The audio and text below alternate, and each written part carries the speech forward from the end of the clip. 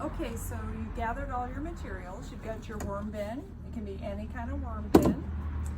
You've got your kitchen scraps. Hopefully you've frozen them and let them thaw out again. Although on hot days you can put the frozen compost right in there because that'll cool the environment. Of course, you've got your worms. And these are specifically composting worms. Don't go out and dig up earthworms.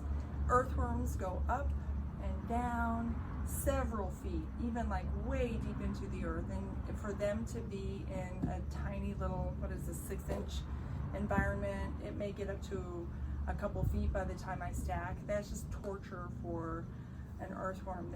They'll just die. They can't live there. But composting worms can, such as red wigglers, and there are also other kinds. You have your bucket of water. You have your newspaper.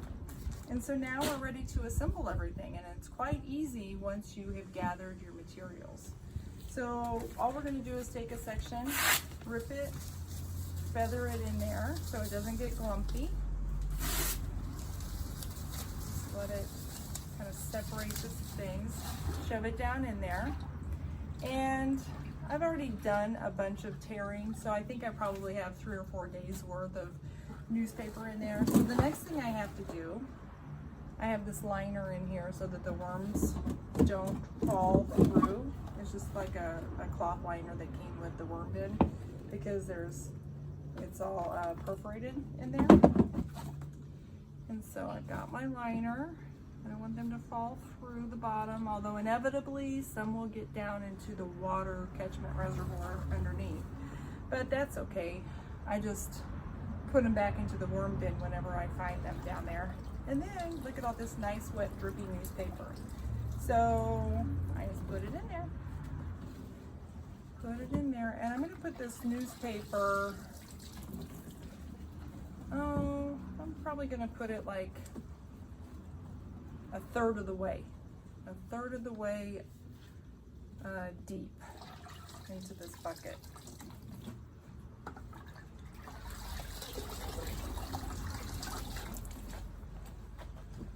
Nice and wet. Worms have to have a very wet environment, not flooded, but wet. And plus, any extra water from the newspaper that it's holding is just going to flow down into the reservoir, the water catchment underneath in this worm bin. That's what this valve is for, because that's where I'm going to get my worm tea. So once this environment gets cooking, then it's going to be able to give me worm tea pretty much on a daily basis. You can actually even water through, like say once this gets going for about a month or so, I can start watering it, especially if it dries out a little bit. And that will give me a nice tea extract that I can get out and use as a garden fertilizer. Okay, so here's my worms. I'm going to just take off the top layer, and they're right in there. I don't know if you can see them. They like to dive down really quickly. Anyway, yeah, there's a couple on top there. Are they moving around? Oh yeah. So I'm just gonna dump these little guys right in the center. Make sure I get them all out of the plastic container because I don't want anybody to be left behind and die. And then I just put them in there. And then I used all my wet newspaper, but that's okay. I can make some more wet newspaper because I want to put just a little bit more on top of them.